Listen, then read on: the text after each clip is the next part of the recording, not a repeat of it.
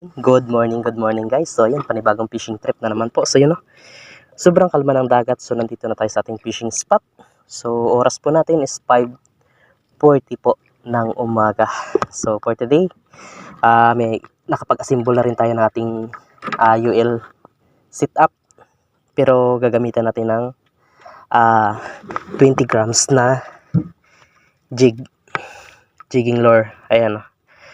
Then may dala rin tayong mga master na ito tawag dito sa amin is pang bira-bira. So number 12 pounds po na nylon. Then mayroon pong ayan mga crystallet. Then 566 na hook. Ayan yung pabigat niya. Then mayroon din tayong mga master na okay, gagamitin natin ngayon habang papunta tayo sa spot. So ito 10 cm po na trolling lure. Then 12 pounds lang na line. So subukan lang natin kung may kakagat. Okay, let's go. Okay, naglag na natin.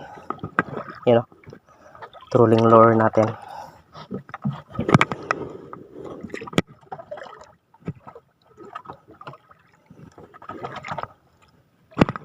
So mamamano-manuhin lang natin. So hindi kayanin ng natin yung bigat niya eh. Hindi kayanin ng natin UL rod. Masyadong mabigat. Okay, walang kumbagat sa natin, sa trolling natin. So subok naman tayo nitong ating jigging. So gamit itong ating 20 grams na jigging lure. Ayun o. So UL rod lang rin gamit natin. Okay.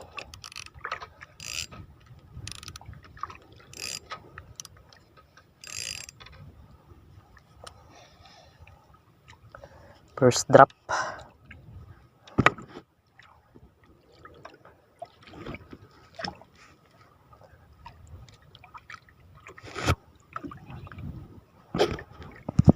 Wala ring kumagat, so ito na ang gamitin natin, yung ating hook na mayroong crystallet. Ayun.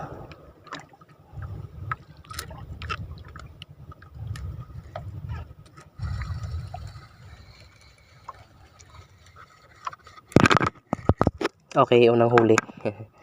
Ayos. So meron din tayong unang huli.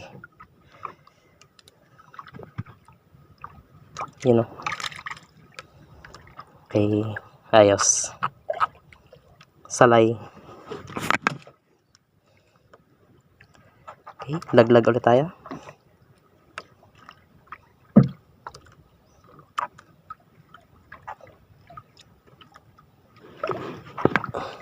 Okay, another catch.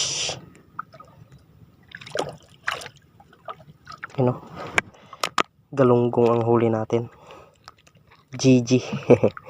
Ayos.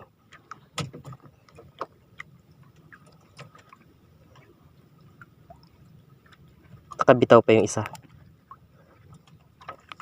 Okay, another catch. So nakakailang huli na tayo. Hindi lang natin na kukunan talaga.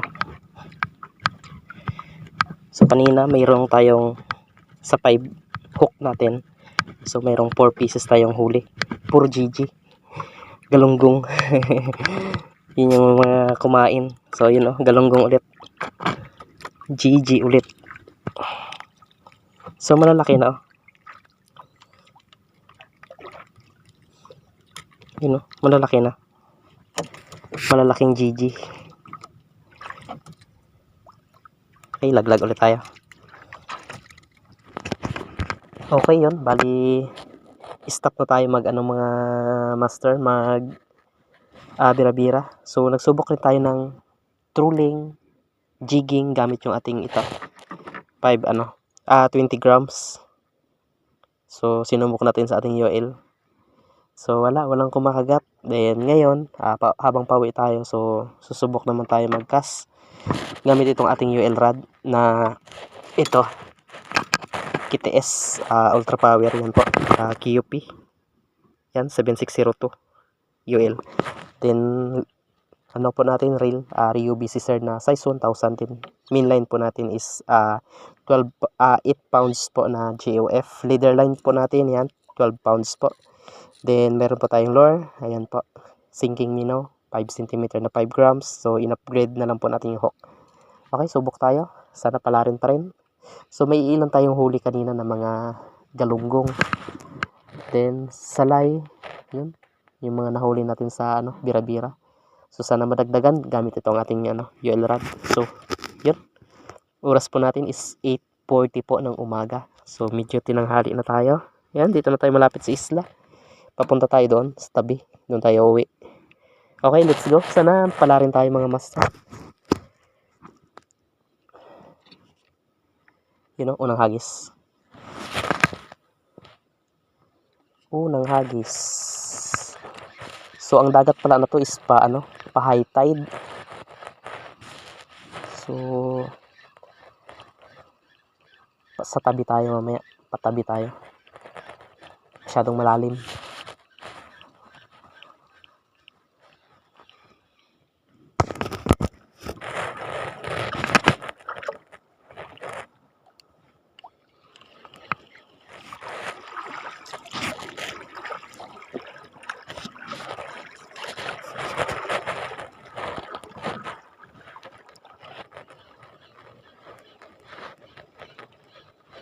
Okay, first time may umi-strike din mga master.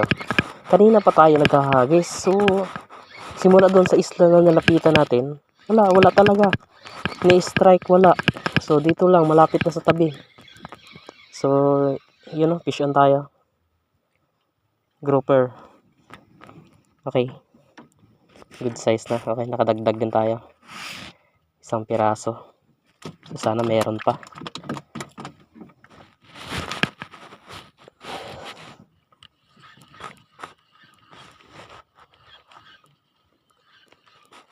So magti 10 AM na yata to. Kasi medyo mainit na eh.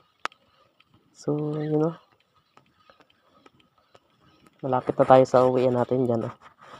Yan tayo uwi. So yun nga. So don't forget to like and subscribe po mga master nitong aking YouTube channel. So sisikapin natin na magkakaroon pa rin tayo ng magandang content sa susunod nating video. Magandang content sa susunod na upload pala. So yun nga. Ang hina na ng hulihan ngayon. Hindi ko alam kung bakit. Hindi kagaya dati. Ilang hagis lang meron talagang strike. So ngayon hindi naman full moon kagabi. So hindi ko alam kung bakit. Minalambat yata dito kanina, maaga pa. Hindi natin sigurado.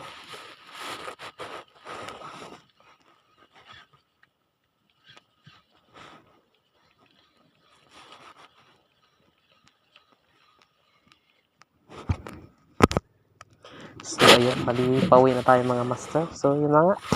Hindi nadagdagan yung natin, nag-iisang huli sa sa cast natin kanina, yung grouper. Then ayan, yung huli natin sa sa bira-bira natin, mga galunggong.